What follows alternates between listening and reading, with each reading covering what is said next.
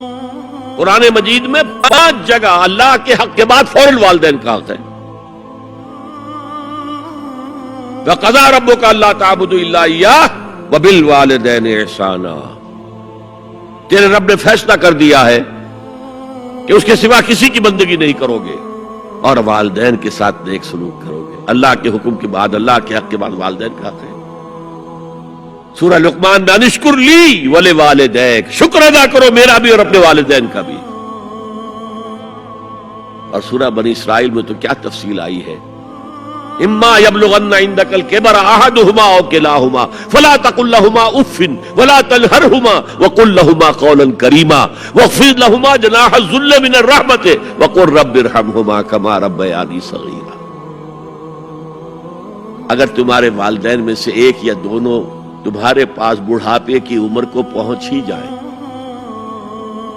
انہیں کبھی اف تک نہ کہنا، دل نہ توڑنا ان کا، چھاتی چوڑی کر کے بات نہ کرنا، ان سے کندھے جھکا کر بات کرنا، ادب سے گفتگو کرنا. قل لہما قولا کریما واخفض لہما جناح الذل من الرحمہ، اپنے کندھوں کو جھکا کر رکھنا. اور پھر کہنا، اللہ سے دعا کرنا، رب ارحمہما کما ربیانی صغیرا، پروردگار میرے ان والدین پر رحم فرمائیو جیسے کہ انہوں نے مجھے پالا تھا جبکہ میں چھوٹا سا تھا. تو خاندان کے نظام کو مستحکم کرنے کے لیے 3 ڈائمنشنز ہیں. جیسے ایک کمرہ ہے، چوڑائی ہے، لمبائی ہے، اونچائی ہے. پہلے تو شوہر اور بیوی کے درمیان بانڈ آف لو. اب یہ شوہر اور بیوی پیرنٹس بن گئے ہیں، والدین بن گئے، اولاد آ گئی. سیکنڈ ڈائمنشن ایڈ ہو گئی، ادب، عزت. اور بہن بھائی ہیں، اخوت، جس کو کہ وہ کہہ رہا ہے جی ویلز بھی، فریٹرنٹی.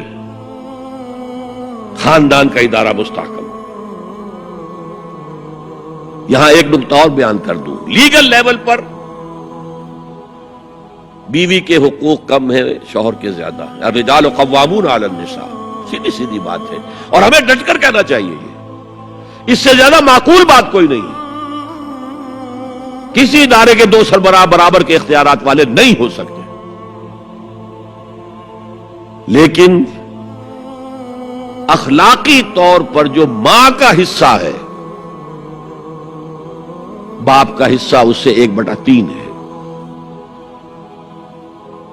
قرآن مجید میں آیا ہے نا، حملتہ امہ وہنا علی وہن وفصالہ فی عامین ان اشکر لی ولوالدیک. اسے اٹھائے رکھا اس کی ماں نے اپنے پیٹ میں، کمزوری پر کمزوری جھیل. کمزوری تو ہو رہی ہے، اس کا خون چوس رہا ہے اندر، جھونک جو ہے وہ چوس رہی ہے خون اس کا. اور سب ماؤں کو تو اتنی نرشمنٹ موجود نہیں ہوتی کہ آپ پریگننسی میں اس کے لیے ضروری نرشمنٹ فراہم کر دیں. وہنن علی وہن، کمزوری پر کمزوری جھیل کر بھی اپنے پیٹ میں اٹھائے رکھا. وفصالہ فی عامین، اور پھر دودھ چھڑانا ہوا 2 سالوں میں. وہ جھونک جو ہے وہ پھر اس کی چھاتیوں سے چمٹ گئی. لہذا اس کا حق 3 گنا زیادہ ہے باپ سے. ایک صحابی حضور سے پوچھتے ہیں، حضور میرے حسن سلوک کا اولین مستحق کون ہے؟ فرمایا تمہاری والدہ. پھر پوچھا ان کے بعد کون؟ پھر کہا تمہاری والدہ. پھر پوچھا ان کے بعد کون؟ پھر کہا تمہاری والدہ. پھر پوچھا ان کے بعد کون؟ تو کہا تمہارے والد. 3 درجے.